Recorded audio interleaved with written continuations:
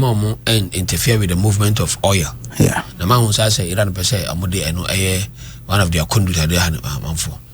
And see and one of sending according to America. Okay. And I'm saying about nice ships and so as more or less like a warship.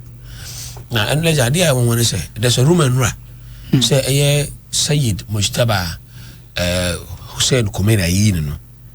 The new supreme Bompa Kano. And Yusuf Pezeshkian advisor to the government, but I was the son of the president. About Bakase, yes, BBC says or contact and I say he's safe on pray. Now the national media nankasa Bekasa wapra. And say I'm for crowd say I said what really wapra na say so they don't know. But the bottom line so the intention is to kill him. Yes. I don't mean to say. But say Netanyahu say some accepted the regime change. I'm anyi bi amom. Sana Netanyahu ni Trump ka. Na so mo ba ko yi bi na ma continue with amo system no dia. De mo ya ba bi am ba attack no. And since Mujtaba Iran for na the so suppose they say way supreme leader omukuno. Na still almost saying the power. Until so me near or more this American editor member say we na pese yi no. Na mo fa re. Na say American so some dey consider yi. Na say india nipa bi be yin bi amboku no. So for American party say among accept say there's been a regime change. Among job the supreme leadership no. No allow the system to go like that. Say Omar president. Now some time no they will steady and bring somebody American face on no necessary ability. Etiga na hey. Say our president. Tiwadaka say me mu asante. And no, I say, America demand any possible. Any possible yet. And I know my friends, my field Otunwi. Was it Debbie? And yes, ultimate field. Decided don't batch anything. There's a time say I come to some Kunubat according to almost also receive. So you are waiting to see what is going to happen. Legend. Iran is still a moment of pressure attack and I toba no more to money. Israel attack Beirut baby in Lebanon. I just say very, very diamond. So I bombing I know what team, papa. And people feel say about affected lives. They say Iran Najatum said they have lost about 30,300 lives and over 10,000 citizens. We are multi and America over 10,000. And see, I'm say America and yes, they were only targeting the security and that's a military installations, civilians crown so account. Then the amount for Kappa the post-war.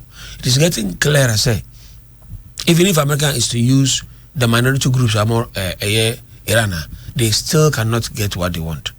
And America is not ready to be on the ground so the army or Iran say the on the surface at the top bomb. I didn't say no mama.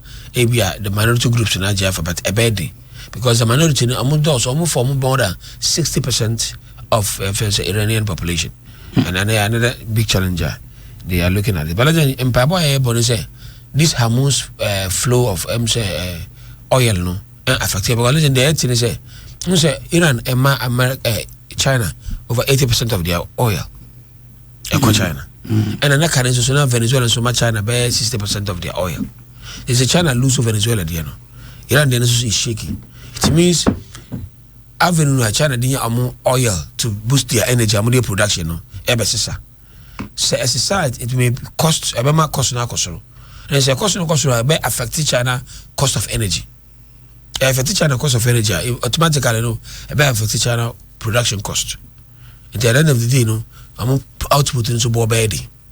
About it means say I'm sure you to go travel far. Never free China ne bo for ne bo no be so akra. And no mukruma ne mo no so akra pe. Ye na turn the receiving end and so ne bo ba di amai. So if not even the fact say all the Boba no, the likelihood of commodities like coming from China and so Boba is high, depending on the same situation as you concern. The Bible is the kind of baby in time a messed up now. You go back to so a good system. So that man never quit. And another thing person be discussing what is happening in the media about a year one Anita D'Souza. And I think the NDC need to be advised. Anita D'Souza. Yes. Near former president, organizer, former president is also and legend. They are saying say NDC winning election in won't be there in the in the Fourth Republic. Yeah. So party we winning difference about 2 million. Yeah. Now 1 year absolute majority in parliament. Yeah. Because the first absolute majority in 1992 election, 93. Yeah. Apart from that, yeah, bisada till say we are Jomama yai. Now, legend, meaning say NDC say by within 2 years and as 8 years and more, they were able to register 2 million people more in their party. Okay. And to vote on me and Nipa Bia, I'm a Casacho, my Toma Kuma, Mutaba Mam, none, the same conform marriage to say, I want to be NDC. Yeah. And he say, I could pass my resource now. One of the things I will come out among for Thomas and say, MBP by a person, Munkumia. Papa ni say, I could find a chum for a match or the post afa. And only MPP near Moshe, all the appointment has been even Kramusa can say, if you know the cause be a scout, a chum for Nafa, be a scan of the Amas and Tina the tribes.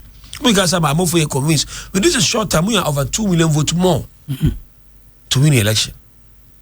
Because that 2 million votes, even the man Tom, but I'm going to say, yen to my MPP because of the democracy and they are convinced, yen to my MPP.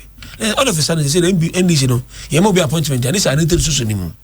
And I said, Mugabe Massing you, and said, I'm appointment. I mean, I said, the Aban say, I need to see a dinner call, a year population council board, it's a committee. MPC. Yes. National Population Council. No, they didn't call, so no.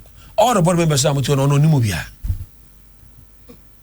Into Nimo is offended. Separately confirm Baba, or no Nimo, some free here, a demo may board. Now, the end time, I say, or no, one committee or do no elite. Your man allowance 500 cities. No, I need to do 500 cities a day to discuss catch and the river.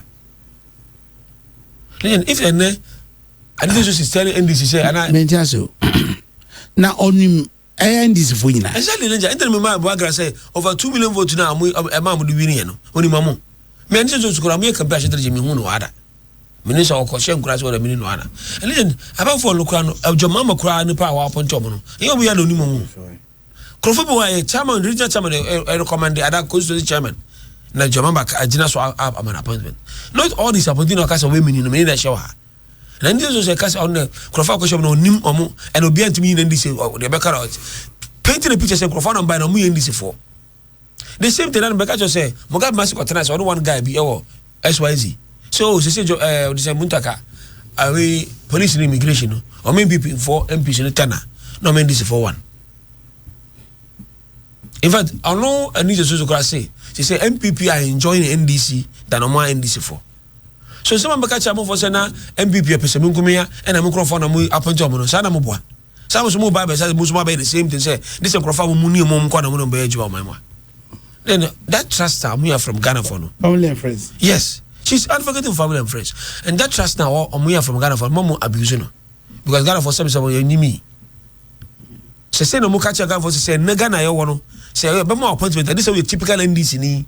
I need to show Mugabe Massing new as an appointment. They should wait for Ghana's response in the election year. But then, as a Ghana for no Geo to say, oh, the way and yet you wouldn't we are convinced. Now you're telling us, son of the MPP and Ghana, son was a boomai. I was say, Oba, Crofo Numa Mona, no so Monante. And then one thing I can't know she's in that herself and say, or no what's board member and 500 the other day. Take our person got about meeting outside late in the 5,000. National population. Scale come in on the legend. Now walk on minty. What's a late crowd? Some 5,000 and 10,000. Say 500 the other, the man a driver. Then I need to say that like should know, say, politics at the same Busia Timufi. Politics legend. We are cloud here. Bibia on way. I didn't over do a brand here. Nothing can be done without you. My friend, oh, because say, Brabe, Obabe Abu Sepen, who you take this year. I do purpose will be legend. Oh, we also take this year and cancel. Nobody cares about you. Oh, I say so. Abu Sepen, some cows, you money, I mean, why? Because why weak? And you must accept that. Say, baby, I don't know. And this is just want to mean a big guru in Rollins time, and Mills time, and Mama Part 1, and Mama Part 2. It can never happen. When I come a pepramone, so muyo, Papa say, to be quite someone, they are there. Wow, Papa Ajokum, he's not dead. Oh, who do you? Who do you is dead? Obia your life, Obia a DHO. What do you also be? What contest? Let's only say a contest election against a first vice chairman. That year, no, Koko do contest against France, Asylum Ketia. And okay, Dana Abu Dhabi, a contesting for national chairman only for 2. So that election, Abu Dhabi Lusui, or no, I did to Lucy. Kukuna who they Lucy. At the election ground, you got to say, also disappointed by our phone and a of party. Was he a poem ever for the party? Immediately at the Congress ground. In fact, out here, Jomamo was. So, I went in tree now, Ubi on Tasha. No, I can't say. I want to fall. Was he on a phone in a poem of the party? Na party am rafa da. And I want to show you that Jomamo was not happy at all that day. Am I by news or immediately party discuss? You like calling the president John Mahama? President John Mahama, His Excellency. What can come here? So we first of all can be a slip. But His Excellency President John Mahama. President John Mahama was not happy because some of the Hono as a person party them. And then I got to tell you easy. Some of Broso and a party no Maba Pano and people crying enjoying in this for. Listen, I don't understand here. Say be a party you could droop now sometimes I mind from people Musa Pemu Chichim. They are confirmed mama appointment to Kroma Amon for Kasakasa. I don't want to talk about the AC Washington Jawati, the contest here and some amount for Kikanka. They should and this should be careful. So man Jaisa thinking me say, yeah, buy we are form government here, doors to the pay you and vote to the baby drew, 4 years baby drew. And as I did Abakacho will be nano, or be next 4 years. I see. So I will urge NDs in penny for they should step in. That agenda before I say, yeah, appointment, and for that time a same they should be essential culture. Say, God of one out of Mamma, say, be me. And Obia to me, a part of this country, a Jumamani. I see. Right here on Pure 95.7. I know what to see. That is saying. Over Nyamiadom now, sir. Yeguso.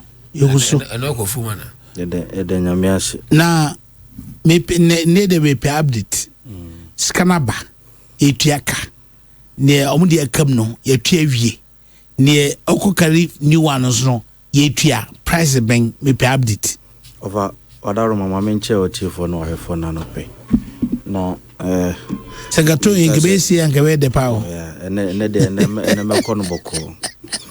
Now, make us a Sebio, me fra for Nasaba. Over Avonese, we still now and yet. Sir, baby, a Ekaka con a yara hosem. Cre, a yara hosem. Enra, me hominia calls bear for from deals. District managers na ya no mo the LBCs no na ba ko frame grade na wosu I was a meeting that was enra anopano do nansane ne anopano na ohwe ensem o mo mpanyin for area managers no eno mo kan chese ni da so ni ho sese ni da so ni ho afam no ka say I'm telling you as at now oko ye various communities are still now omum carry nkoko no yintu omoka. That's all minister nakasa or releases can over you see where adeba kwa America actually no animal ndisi for ne say hwe enema bi o ha amanyosem PR obetima ye no da bia to for the optics. Okay. But if one way a reality no will catch up with you. Share all the LBC's got 12 billion Ghana cedis.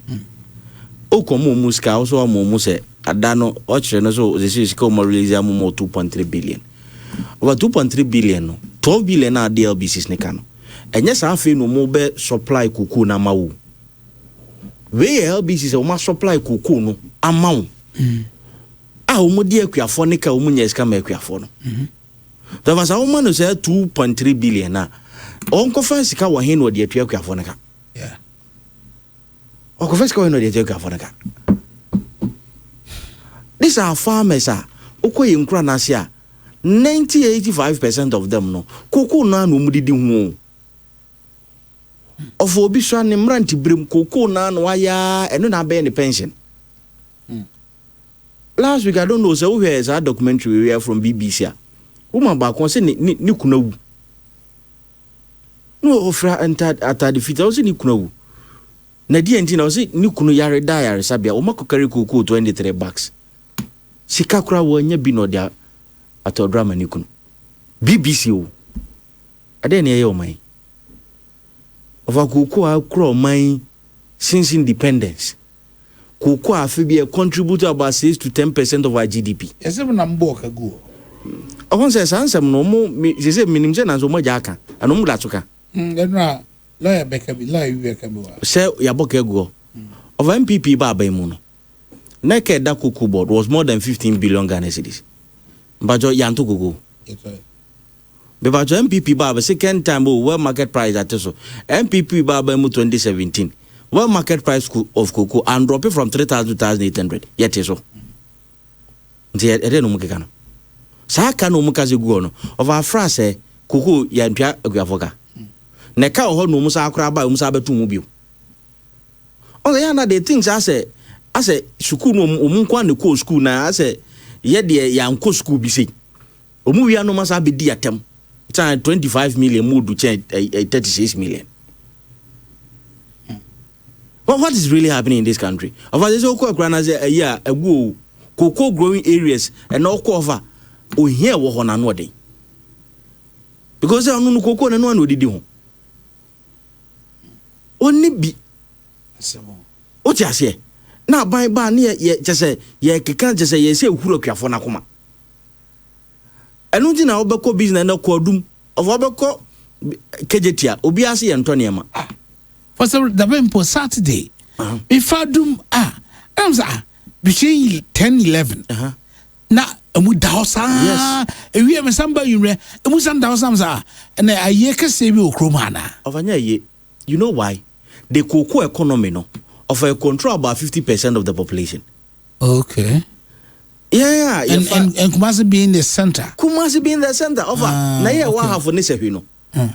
Stores na wo ho no. Nya na ye to ne ma wo store mu nesa ye ba Kumasi beto ne ma ko. Okay. E be fa ne ma ko. Okay. Na ye ne ma no go kokoko kwani ni sika o de beto. Na me de na me store mu ne ma na sa na matuka ba Kumasi abefa bi ako. Oh, so that chain, no? That chain, so you may think say you are hurting the cocoa farmers. Okay. But no name say ugunuma. This is the reality.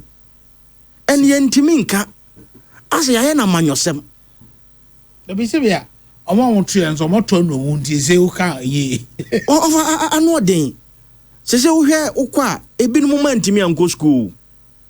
Sika be no de man banako. Oh yes, san ba na ya mu eze. Over mi bi se wasemo. Biti. Obete se wi akontomra. Yeah. Ono onya aban adwuma. Okay. Ne body fu. Oy bia body fu, e bia banchifu. Ananse bayre, ana bia obedo mo kakraka ho. Ana eburu. Ofano ne ye enu ni kura no. Yeah. One, sese no, ni kokoo no, a wote no. Ode ko ye to ye ntwa neka. Two, eburu na wodo no, ode ko ye nto. Three, emu kura no obi ado a ode ko ye ne nto. Ndo fa se nipa no kofeska wa hin no da hwenema. Mi bisaw. Of course, going on the these are people on so offer. Omuntimi nyama savings biao. To be there. Most of them, even so, mumma beko square, jiska, our cratch for no carum cook quiet yate. About so him, sir. And this is a cratchinino, or no crown or no car, or brocrano, Sicano Grunyabi. A be a dana cook in Nacono. Oh, this is what is happening. And I say, yedi dear grow. No, but how would you then blame air buying, knowing very well, so say, at the international markets, no, cocoa, no, the Boraba form. Of me be so as a more. Ghana since independence, cocoa at the well market price, saying you know for Koda. Debbie. Say a buff from the Kosoro. What is here to cocoa bosoda? But when to show the offer a question and me be so. What is here to cocoa bosoda? Ani Debbie. Menobi. From independence of a yanti cocoa bosoda. Because we are buying, or finding the average price within a year. Of as I say, I drop it. A bet to me a shoot ya kosoro. Because a basana, cocoa for no balance bemumana. And Pempia Yama ya calculate average price at Yama cocoa for ah cocoa no shoot to be breakosoro. I am now buying it balance and the cocoa cocoa for Dana. Why are we doing this to ourselves? It's obvious as I buy we know. Omo yi nyina kwesi gold board ku galamsey so. And one galamsey sense ase. Esa o man no. Enne ensantwera for na mu nyina mu ntimi ka galamsey asem bi ko mabre emre bi atwa mu anopa bi asa ohwe TV a ne akosesa ayi tano ne pra ne ho densu ensuo ne de asi ho ofa na mu ntimi nka bio because it's worse. And that galamsey na metie one MCB in the eastern region Achem Mansa or noa oba we you say galamsey there she say your words from constituency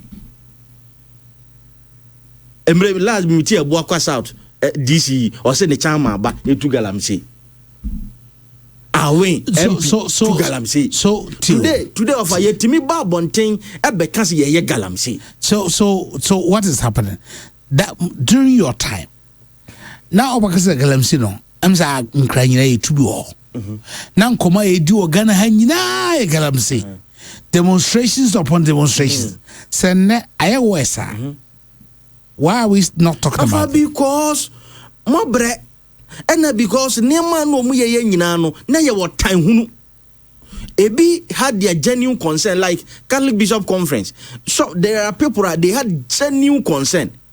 But if I'm telling you, most of the people are no mukasa nyina na ye woten hunu. Ene mi bisa o media for na no mutisen show disi ai omu table so anopo mu be kasa be wa jo hu bio. MPP penso teda. Say MP ehimfo atwa moja agunu so to galamsey of ati bi da. Of MPP penso even National Women Organizer ne machines ya kwase no because na baba no dwen so e de galamsey enne the national organizer of NDC etimi pie gina radio so TV so kase obi ye bema won kwache NDC fo me galamsey ye de na asem ko yuko no of what ho asem enne DC etimi bia epia bonten ye ni ana manfi east as manfi west o mu chairman ebeka se ni DC into galamsey what ho asem na to say manso do bia DCB so akasem ya ba galamsey o yi ni sada na e me ya pa na media ko eji ofana e de na asi media ko bon pa na wa ya na do eyi no eji ofana de na asi ene DC timi ba bonten be kasa galamsey de ye tu om constituency pa e de na asi ene galamsey ye tu e ye worse than before pedo bia me na no ebi majiji positions omo mi oma no ebia mi oma no ma memrem kakra na enyina ye ntu ye hofo oka on say ye wo elections na cap elections and politics ne sa anema no say obi support on the na salam kwa na eka so obi support political party bi no de ba power aya de se ne foforo na obe criticize ni bebre jese kwa akomia no duru pointer afedo otire ho enti ansa no aka bi etina na wo ka ebi akoko farmers eneme ya ne foforo no akwese wo mu a na gina mu ye campaign eboa NDC because the NDC kan no no mu ogidie se omu ba omu beye hwe so he galamsey nsembia babia na obi anim se mu a wose mu kabi no ekogina asofo so titiru Catholic Bishop of mami chawano enye Catholic Bishop yawa ha Assemblies of God sorry asofo panyi okay bi eno nkwaje bo chairman what is okay bi o de me bantina me ka se o da bi kroma no obi a any interest obi a oye closer to edu ba bia na afi de ne kan ye ne de ne gese eche no e wona me status an appointment in Dionka muntu obi ti say bia miracles aboaje on go say miracles aboaje muntu ne fu o kai say Catholic Bishop Council the krata ba bonte on galamsey e ma ban no crowd meeting any 2-3 days ena miracle ko gina ensuo mu wo central region wo munsuo na asai na ejo muntimi ntriti no and okoye yisa eti after no ma Catholic Bishop Council there no wo man follow up because na akoten ne akoye te say kokodi no kura wom ne say cocoa farmers ankasa ne dio for ne hwan for ni nyina no ade ne mia o ma ene o mu so o nim kasa o but ebra miracles ko gina cocoa farmer as if say ono na ye no ene tene ade ne ye aban ni nya ba bi so ya ena mo na mo kra boto ena mo na mo ye sei be se cocoa farmer na e kana sema ubetimi na ko ka boto asem untimi ne nka boto asem untimi ne nka obi a oja so are you suggesting that instead of the opposition MPP instead say omakasa ama cocoa farmers no they need opposite cocoa farmers now and come masem so how many platform kra at least you create platform for them no man come masem me say cocoa farmer visible na sema over and gabet mi na ko kaboto asem no over me I think me te the offer can at some point say e be how we should allow omo a communication strategy. He's talking about communication strategy. Yeah. To come out and speak. Menene ya adwen. Baby also yes he created the environment for them. And but are you? So we should create the environment for them and allow them to speak for themselves. Yeah. Okay. But also say a opposition party. But yes, said they kind it's a communication strategy. That ye nyina ebe hu kwan ebe fa so. Over I think say na moma ye two topics. Gedi kan. Che Auditor General the claims bi aba abonten. Say contract sums bi contract bi aban no eye no mre bi atwa mu na aban dada no. Omo hu se bi no mo ho a omo tua enye. Ono nti omo aba abonten Minister of Finance omo kan ho asem. Now but you see NDC pa aban we no omo nim say there be omo timi adada nkofo. Na remember how can asem bi kire me attention deflection. Eti so na dem 3 1 as a PR strategy. I say aban we ni say enema show mo so no mo say hit ni back gigigigia. No ma pe bibi dia betum. To mpe bibi di tumpe wan hwe ya na attention ni nyina every ho na kosa ho no like said they no fire e kan say eduru me bia tim say ade ne nam say ya u sheda create bibi communication strategy eno na wo moye no na wo nim say da bia betimi a work for them sa but wo nim say Ghana fo ehu wo mo ye ko yanimu e dey na wa make as o hwe last week ni last 2 weeks aban we and watch the papa. One, he came from the middle class, and the cascaded down to the opposition. And one the trouble their own party members. On party demonstration. Oh, David, me for much now. Party members they been there. Na mini asala mo ka ho asam. Any Anita de Soso. And next oh NDC ni na so NDC TV stations at TVXYZ mo. O hwe nyina na abufu. Because Omanka say trouble ma buy no. Sir. And a middle class a trouble. And opposition DJ go so. And now no last week go be predicted say massa we had this week the bibi betum. Because na me say dem kwa kwachi obi. O man chi obi obi the corruption baba. And no o maye na afi no. Because one obeka last week. And ko first started light bill honsam na nya asam ketwa. Complaints upon complaints because we share and light bill a yetuano say ya na vis-a-vis light bill na yetuano emri bi atwama anodin say be NDC aban ba mu the first government 2012 to 2016 omun ko afri mu no man increase light bill over 287%. MPP aban ni nyina na yedadum so mu MPP aban fie nwotwe e ba ye no ye free so na light bill ya tum less than 90%. Oh yeah, omo kokaza nansa yo hana PRC dey yi ba say omo say omo ba betum kane abom ene agitum omatum but of ne wo fie bia adwuma mu ha say wo kofa light na otono bosumi mienu atwam ene na ubon say sa 28% increment na PRC dey buy no mo boa ene light be enye kura more than 90% increment ubiesu MPP na enye no edu time bi ma MPP kura timite light bill so yeah omu wia no makofa IMF document omu say IMF document and say yes light bill ye betum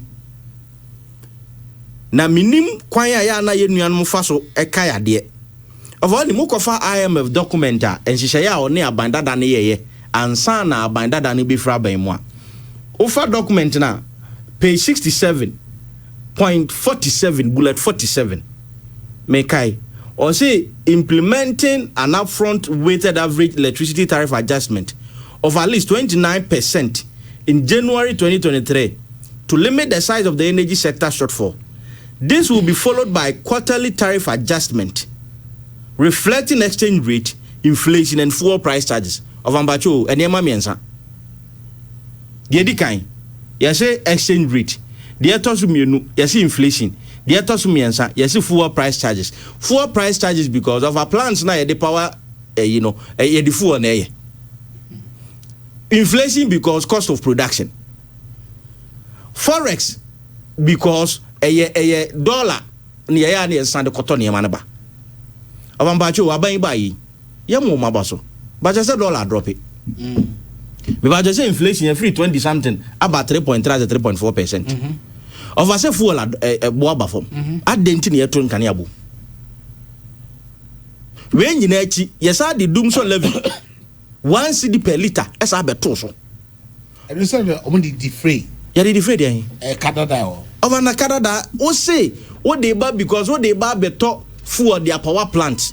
Now so doom so. Of me no can say you and I know say Kumasi ha dey be the doom so. Dabi. I know them no nya adwe.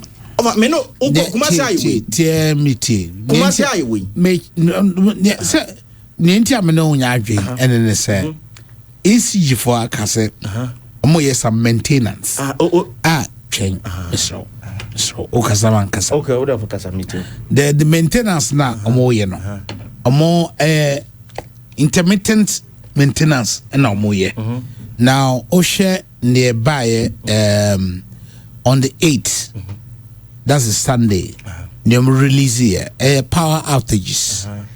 The Electricity Company of Ghana, Ashanti South Region, wishes to inform our cherished customers and the general public in the underlisted areas that the outage being experienced is as a result of an underground cable fault in our network. So they listed the number of suburbs are ECG wishes to assure affected customers that our engineers are working assiduously to rectify the faults and restore supply. ECG regrets the inconveniences caused and to the affected customers. This is where there are plan maintenance and that's a fault beer ECG for adequately they have informed us. Ntimi hu ba be dum sana okano. Avambajo. Yeah. Unnim share Kumasi a highway. Yeah. From last 2-3 months ye wo Kumasi. De bia dum so e wo area bi. Afaso ya we. Adi da makaje still out the call. Oh, do for me bisa me so afaso ya we. Me say dum so we. The maintenance no me bisa o. Of a maintenance no. ECG take how many months the there is maintenance na kan waso. I'm saying as soon as possible. As soon as possible near him. Offer, hey, asama okay. And near sama enra. John Jenapo Energy Minister can you know, a different. Mewaha, she TV3. Enra John Jenapo has announced that major transformer installation scheduled for the end of March will result in temporary power outages as ECG continues infrastructure upgrades to improve long-term supply stability. And Mitie John Jenapo was say, and now the generators na power plants ni using in ano. I obsolete. This is a copy cut from our. Of an idea who can a bobra. What I'm trying to tell you is say, and near my course we na doom so levy. Etwamene boni ade aba nyina no yesa da dumsom ne sense nchen a enne light bay sebio teacher ni na ukoto na katuam 9% no enne se first do to electricity bay 200 no ton 400 This is the reality. What is happening? If you have businesses, you know what is happening. So no. Meanwhile, no sir, IMF idea we omuka wasemi. Sa niema miensa no omu so mbe so they adjust utility tariff nyina. I drop it. I didn't need to. Abani ndi nukura maye. Abani ndi nukura maye. Omu sisi yen. Of all you say no ni free wa. Me who da se me ba ya wo me. Se ne se obi a teacher ni na okọ ni entua ne ka no so okay demonstration GS a release formal statement say wow we teacher ni entua ka bia ye be hu so demonstrate bia ye be sanction of what asase mo bi da. A teacher for ni nurse for so come di o ma ye adwuma for 13-12 months a untua ne ka no e bia o tua 1 month no also be a demonstration. Oh yeah, demonstration. Abai no o say I don't know where demonstration. Yeah, GS, you belong to an association. It's a GS. All the wafo they were grievances said about omo leaders. They are omo na buying edi hunkoma. Oh, demonstration now. Oh, Ghana ha. And then abun zade. Now of our question and conform no bono. Teachers for no boss will be automatic posting no. Now vana obi na question wonu musakoka. So by a demonstration, it takes the leadership. Take why? The leadership. Is this the first time something of this nature is happening in Ghana? Yes. And then nurse force, teacher force, and GS say, wow, yeah, Beman Piabonte. Oh, of a menu say they need to sanitize. Sir, in the sanitation, in this accommodate one, my common new come do saying, yeah, that's it. A teacher for the mass. Of a menu say, close up for strike. Of a menu say, and now, oh, my teacher for. NDC for soon for the past 1 week in Yasam Ketwa. Omuji said your gold board is Sikano, and Yatam, and the other sponsor bar Omuko di Jumo UK. Nana Bana, more woman of Velua for no. Nasabi Omuno, a common duomuti for Juma Crumia Binet. No one cases. And this is for not of another don't Tiana. Unigala. And this is for now. Mini amoro tia de bi osori an kon hancho wakasa watifie adwuma kra ma ne bi nyeye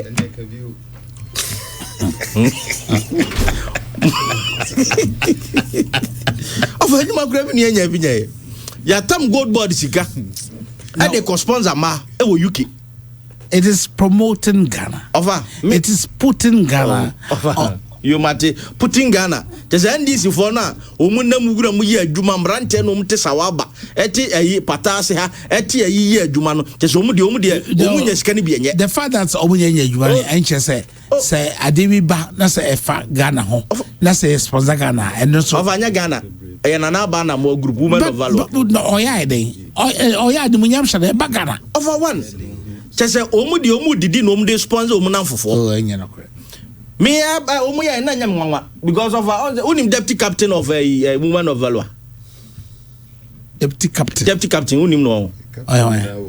Okay. Na and of unim Ghana has second a captain Ghana illegal council unim no. Captain amu yusu ya fana captain. Oh, okay. Madam for ni gold boss you tinyam nwanwa. And of our sa na ma we a o say oh na of our sa na ma ekọ nyina NDC for no munkura no musu enye so ketwa hwe ni Ted so and now hwe ayi Mugabe Masi wo hwe Kwabena Bobi ansamo tese obi esu and of us so masa ko for recruitment security recruitment and na minu amoro nyango beka wase be wontimi waka mbobo no and NDC mabuna ye she wo mu boss ye ba ya security service of ya du wuram no of a nelco mu WhatsApp platform so a eche uja sooner mabunu because Oma disqualify almost 99% of whom apply. They are crying. And they say don't be honest some kope bibiba. Near the betum. Near kase ha abanda dani ye say they be a bit done the attention. And no almost start opening the almost start no ma kofa ora naba. Says ora no. O won so ma kan Ghana for bofu. Because o ma kan ye hunu he. $21 billion. You who even $1 crop for you winning. This is no. Young so also you know and over me ba 1 minute me drop it. Sa ayi omudia bay say 13 billion Ghana cedis. Ah omo kan ho asem yi. Omo say 60 something billion 50 something billion. Of our a year de call ya 11% and na auditor general bogu ye and no mudi bogu so big banana krata ansonia eso mu bogu. But what is it the hypocrisy and propaganda ya no mutiri sa anema we ye no and they do maybe na force some of us to go back to the archives ni akai wo mu over ne aban we otisui finance minister otiso oyehwan sub Mr. Atuforsen omo efra aban mu 2016 satem ne Atuforsen was the deputy finance minister over that time no claims are omo de baye contractors ne for de baye sa aban Nana Addo Dankwa Akufo-Addo mpia was 13 billion Ghana cedis. Auditor General audit says in krata ni nyina no. No say 5.7 billion Ghana cedis o omutwenye yi. The ombetimi atua was 5.5 billion Ghana cedis. Enofa eno no enti e beka se aban dada no sa atam no omubo okro no ana. Miwo government rejects 5.7 billion ghost claims 18 January 2018.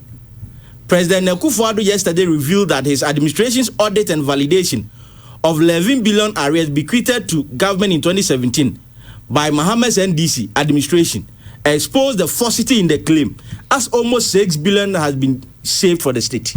This is what happened. Almost 50% of claims from the Koye was rejected. All right. And this amosi obi edisika. Ofa de ndina munko na munko chi na za de denisa akasa ne de. Ofa atwamu ya tiabre. It is their duty for us also to know and nema allegations are any omoye president. It is attention difference. What I say? Okay. My mention million more tepuno so titru minu krasi na amne ni free krasi. I mention Mugabe special senior sebe. I mention His Excellency John Dramani Mahama. Okwame my mention oni crew. Metna taxi mu ana me ba no otio. I was very happy about it. Yeah. Me bisa ndi on say friend set taxi driver. Okay. Me chia set. Okwame Wamincha Ira Augustus Tanakosi, and I will say it's still maintain. Agenda any problem. We'll be able to agenda. Over the agenda to buy. Over the agenda to buy. And cow papers be prepared. I come from as a lesson knows no I deba. It will be a agenda and ten comedy. We are indoors way. Chama to me. Oh, the mere facts are supported by me and say, I also call left no right to. We are mistake who been answered any of our support any problem. Against the don't get any problem. You and the say don't get the chama. Now, our Kwame, sa good board and sense me are working. Me assure so infuriate the grassroots, and I'm very sure say grassroots, many of them are not happy with it. I am looking at the bigger picture. Now let me can send me or me so answer all now your party. I say a lot of the supporters be a bit dejected. There's a general despondency among NDC supporters within this 1 year by Ebinumu Ebinumu Fise. He mentioned Anita Disoso, he mentioned Mugabe, he mentioned names. Is that a reality on the ground? And it's something that has never escaped politicians. Okay. Especially say more co-opposition for 8 good years will be a contributing in a small or a bigger way. Now it be Drew say power ba. Me started say appointment my wife will be a dear no afraid until within the bene beba. So if you pressure no cry easy. Yene yanum so na timantemu. Send your radios who are is no conemantem obey. Ebia no NDC ni bi kra no. I was some relationship PBS Kamani and then go Susan discuss it over Cassa Waban about who say Busamiska. So it is natural. And I would take Nana Kwesi's words. Was say the pressure that comes to him. So just say more many appointments, or more stretchy or more arms, and so more munye, and I think say that call is very important. I also be a heedy too. I will not sit here and say all is well. Whereas I would be expected to say you say bibiba. But there be an expectation so because say na honorable Masol Kofi Juma or group be from Masol Boys. Okay. And Tama for yando munyina ka wo. I want so but hunza. You know backbench excuse no more. Some of them at the Amba Power 2001. Some of them came to him. Na o my expectation. Na me dwen ho amenta se. Obu o ha o so pese bia ye den ko soja. Soja na ope. Second lieutenant okay. You know. That's true. That's true. Obi so crazy and van customs. So they choose Obi so airport. So national security for an employee Obi you catch him say baby edi me akotopa bi say do Ghana card. Ghana card dey dey me nyaro. Listen they are open was airport. Yeah. How the hot will be crowed to be more dollars. So it is the expectation that we also have to manage in a way. But for Kwame, in as much as manage expectations, I also feel say we should do things that will calm the nerves of those that omunyebi. Would you blame the party communication prior to the election? One say Ghana ye honsu sao. And the Oma man for promise bebrebia. I saw Tias say you can't fulfill it all. And then the Bazunya catcher or the budget has for that. Because it is in the amount for a kizmo say, hey, some me hear video be. I'm say we call a mahine or Dubai. No, a mahine Accra. Kobna Sand. And above video you know hey. And this is where we can say pow. You know, 24-hour economy. It is about satisfying NDC for a year, Juma, especially. Now, Kwame mean Kai many pa Hishemuya NDC for a year, Juma bois ma to me by who around 5 million. Oh, yes. An appointment in Rusa. Appointment in any problem. But I power, yes, saying problem there. Problem. I never power is very important. The power in facility is the highway. Anyway, say your position. What electricity will be? What only TV? Only air conditioning. No, let's see the way. Unim. Omampeni kufu asem bi okan am room fida. Eno de ne. O say power. Na say we clean akra. Eso on for so sense we didn't. Now when say or the limit they a bit personal. Say the way of city oka power everyone you represent the party on radio stations. That will be a horse. Oh.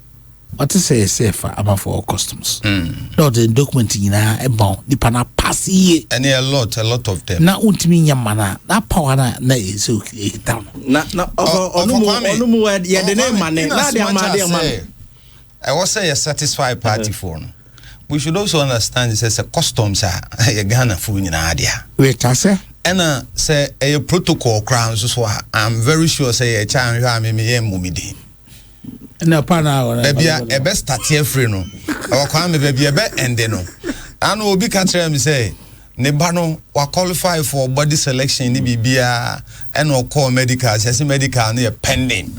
Is that order? Medical near pending. Maybe I pending. No, say your influence. It was Remia. I be pending. It was Remia. Memko man. I'm say the man doctor because. And you're pending, I pending, no. Your ability to pay the be pending a floor. Really? And no more release results to manage the expectations of party members, because early days yet. Even though of a Kwame, I didn't say, won't be number chassis. na eba ye no binum didi peche na wo de de sabi enkwan surodo na wo sa eno de sabi obi ani wa fan feature a obete ase sa na mo ko yi ni bi wo jaisa 1 week no jaisa I will we sami je biaso jaisa minu anu ko bi jain ko Ugobi of our wo adan ena na make ze minu yeke make se so se bi di peche Kwame se enu asem na opese ye ka dia se sa dan ne to by elections my checks mama by elections mama sangu jai yentoso mama yentoso of bi di peche so omo ba ho bi mama so me so omo ba so mama oh ya akoma ye last week ngobo my checks mama enti of Kwame mama wo mu a unim no wo ye unse kodia ene na bi eba lexi unim lexi boati lexi boy ma is a boati on boy ma lexi and they all pay a deputy chairperson deputy secretary or lady open deputy secretary for regional MPP the obra paint no aha omo ba na yi na deko na e wo ho no ni papa ayi na e wo tek no deko na e wo ho no ne papa omo really omo posti ade no social media no omo ni sa image na e be fra same die no and you wa obaka say oh sa omo so e baby when they were compiling omo buy no sa video no e be fra mu but when you watch it critically utimu say let's see babia ne papa photo no ebo no ebo ho samedia no so utimu clear so there was a difference and that day Oma samedia the Mumbai elections o manko amko amenhu omo na wo say on nam se me all our executive unse se dun keti aba yi ni bi and was san call na chi all our executives were fully in flesh and represented very well men who san onko na mko bo no they said the election be on beja ama you so they are not pulling so yeah bomba is election sember edi Kwame make us yes yeah manage expectations baba jama say AI generated oh me share no Kwame minimum asem AI of order pesa me ya say any old team now the come be side of any pet no dey be na waka by mistake o me justify say order normal of any pet me masa floor no nya wo dey oh mat say you fan be say me ntina me be den ka me Kwame papa ade obi aka chance we this Ghana papa obi an ukodi MC DC say wo dey na DC me boa wo wie ye no wo so nsa abro be se menua no wo sika bi kra kem kra me bompa ye se be ba na nka efia ye de and so on and so forth nti wo de woni hawo na bone nso ntine ye tutu din Kwame say says general report ba enye nnenko a na metna se na me kinkan na me wi na me ra ho amagana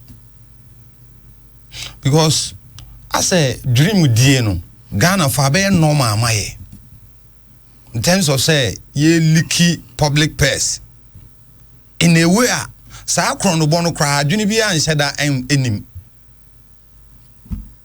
basa and I am not surprised say ye amanfo bi ayi boni okromu a Kwame on say no mo kakoko asem be bre and I'm a court na say na menya abotre ready why the cocoa syndicated loan was truncated. Why? It was because of the fact say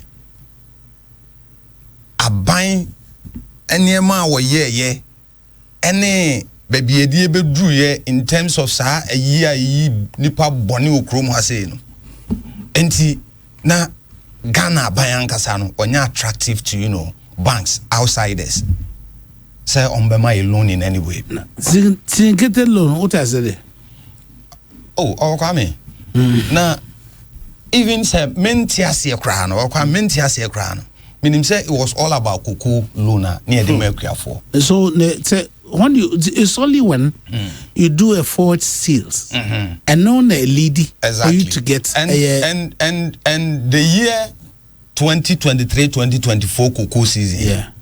Government short for in terms of giving our for sales was 45% deficit. Say yedi cocoa no ema womono was 45 deficit. Kwame, nya no nkwa. We were also not attractive because of yen amemo ebu no hase ya. Sebi en skafa ni pansase. Kwame, Bank of Ghana nkwa declared $6 billion loss. Oh yeah. 2022. 6 billion Auditors General report. And I'm here day. Kwame. And I make say, hey, there is always a starting point. And I was very happy with the Deputy Finance Minister, present here, and measures are taken. And I have certain trust in ATO. Hi. Yes. Why not? Now, Anna Wokano, ATO, can you compare ATO to any of your finance minister? Yeah. Oh, crowd said any crowd they can. The two finance ministers on mobile within that 8 years, can you compare ATO to them?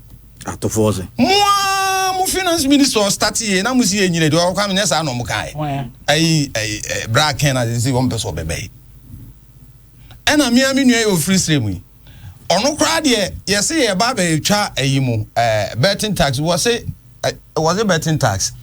One of the taxes was say I as a sticker until there was no point in say Rebecca say meanwhile he was a finance minister. Ntinani ekoso no cry one way or the other no onim. And I wasn't surprised because one of the finance minister na any simple penny ni aye obi foreign finance minister. Kwame. Mi nua yi wo akoma pa ma Ghana.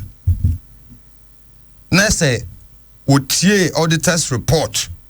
Our finance minister ma at least summary na yetie. Na so kin kan pa with the losses that we have encountered. I'm sure saying going for good board as a moment because I have not seen anywhere as a good board. I incur losses. Yen if you ask him, abutre. Oh, incur loss for him. Oh, incur loss for him. Bank of Ghana, and I na the no incur loss.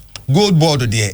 At the end of the day, so incur loss or baby, or they catch me. In the books of wine, Bank of Ghana incur loss. Oh, bra, Jaisa. Go into the books of then Bank of Ghana incur losses. Oh, come Bank of Ghana, and share yen dollar CD rate once anameboa. And one who say gold board, and she say yeah because the act of gold board na kasano. Bank of Ghana a board na you ne dumedie no hoka. I mean cost of menkanse production okay at the end of the day sa niama ni nyina no goes into the books of Bank of Ghana no good board. Na good board ya anya budget oh bra ade paja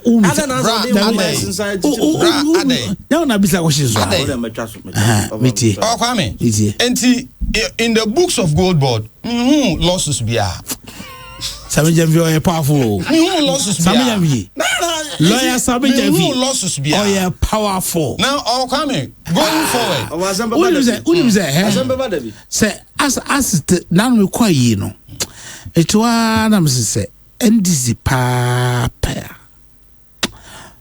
Samijamvi Moyan flag bearer really Oben one time for that one he has an affection for even both sides because MP before me home by election. I know sen komo by election. And the youth army home both and NDC CEOs contractors nkofa me home MP before no crap basen massa crash the war form crash the war form ha the we kakosi agina say look sorry say wo odoma Ghana of form na say o pe Ghana ye pa salam ye ekobi salam on tanko yi o wono na chi wono kwa adu onzi o ano yeso mudu ai kube fufro yi was steroid some of form me say me hu ni ano o be hu no Say some pan this for CA. Eddie Mana. He has that. He has that. That aura is there. The American could say, and say, let us, support government. That's the you put. Customs issue you cry Mama J at what they say he can do whatever that he says. Because of Kwame, Rot and cost war honum near the end, it could have been a friend is a business as usual. You scratch my back, I scratch your back, and so on and so forth. I am not seeing that with Ato. And the way Ato is managing things, exposing rots, left, right, center. The way I am seeing Ato recovering monies for the good people of Ghana. Say Oberi society ye economy na manasa abejina na so sene ye penoni and so on and so far. Okay, me nwe MC PDC Mamen Kanisa. No matter what, we are very young. NDC be dia chepa, but ye den tefra hwe ase no. Edania MPP nsem ne beko. Would he be happy? Say sika ebiana or a deputy minister na minister. Would he be happy? Say sika wasn't kebana so ye na afa ensase. No kwame. Yetia me start me di kan say papa we this sika na. Look, all this rot na ye kan nyam before nkwa o. Cumulative. Civil servants crown ye more involved than politicians. Now all guys civil servants omo party for and I say Kwame. Guys say active politicians. Okay. Civil servants are more involved than us. Okay. And to say playing a political chess game to say yeah no de biana. Kwame won't get anywhere. But Moro and Ranamiti honorable Tia Mahama. Okay. Now I sided with him. Neno said, yes, it's good for you to have revelations of allegations of Sandman and update the people on that. But it should lead to persecution. It should lead. But our question is, you can't say business as usual. And you have coming. The entire me say me wa tumu didie customs ni esi wo. But say the action the two. Ato no e limitations. Say be ato identify. Say ni. Enyato ene de obi ekojira. It is the Attorney General. Exactly. The Attorney General so the style back on say oba obetuma make ye kama. We say oba say the dimpa sadana no. But of course there are prosecution going on.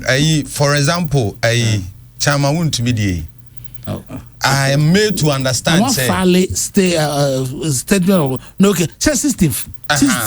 So it is case management they are going to go into. Say the creams of justice grind slowly. I am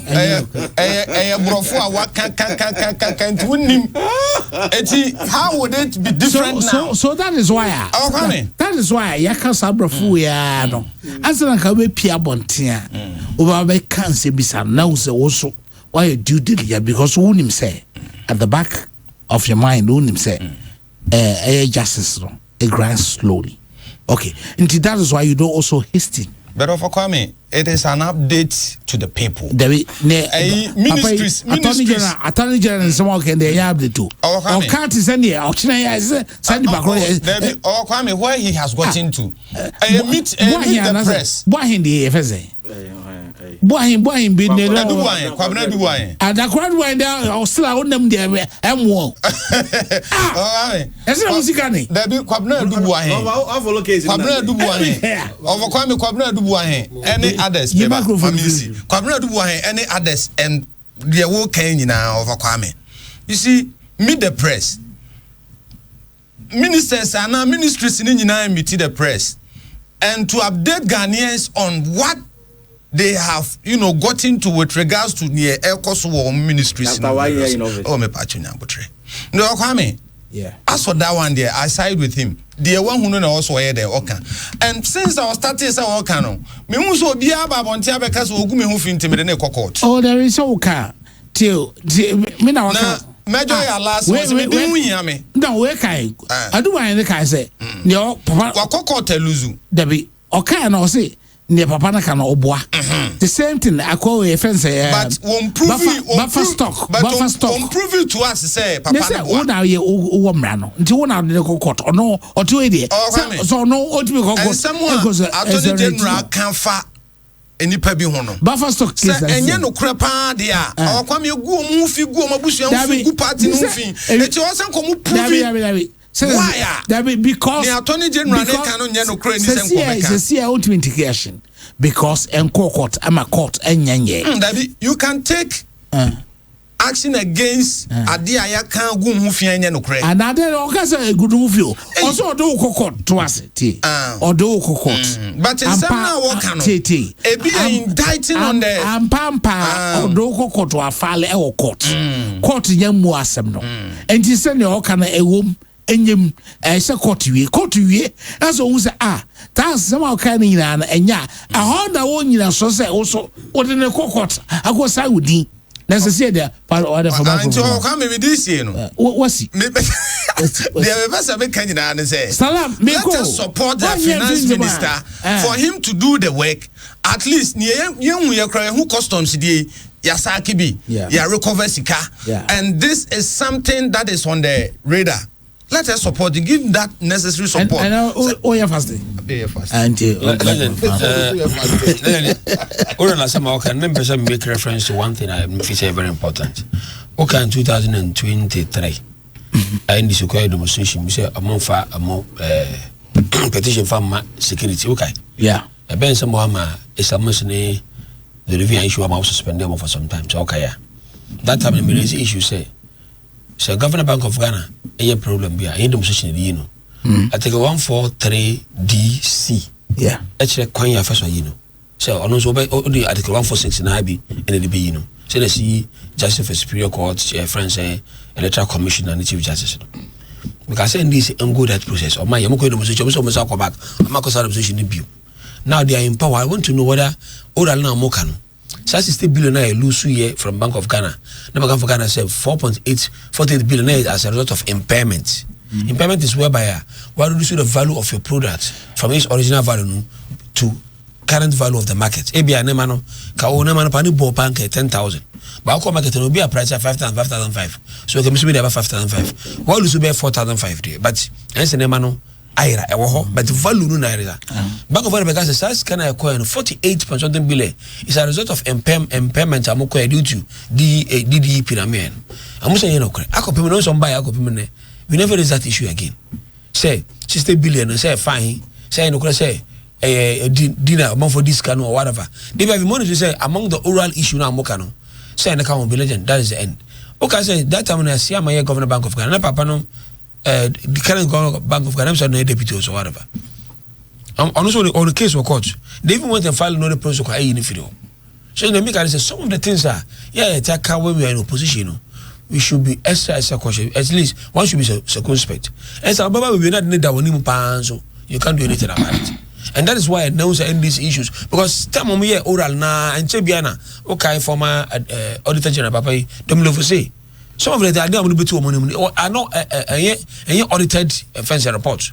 But I'm not foreign affairs minister. There's some about this saying, or inquire about $23 billion. And I was saying, this I was saying now, was he? I'm over the system. Attorney General say, could tabla calculation. Yes, and even crowd. No, I could talk about some auditing behind him into someone oka. And all the someone together for man, the man who say about $23 billion there. You want $3 billion to approach. So I think that one should be right here on Pure 95.7. This is a Pure Morning Drive, exactly 10 o'clock. We will look into the sports arena. Thank you so much, Honorable Frank Adusi Poku. Thank you so much, Nanaya Osebe. Thank you, Moro Yakubu and Abdul Salama. Well, thank you so much. Okay, now come officer. One more I ready now. What I rebate. Constituency organizer Wuni Michao. Okay. Michao. All right. This is also my main case.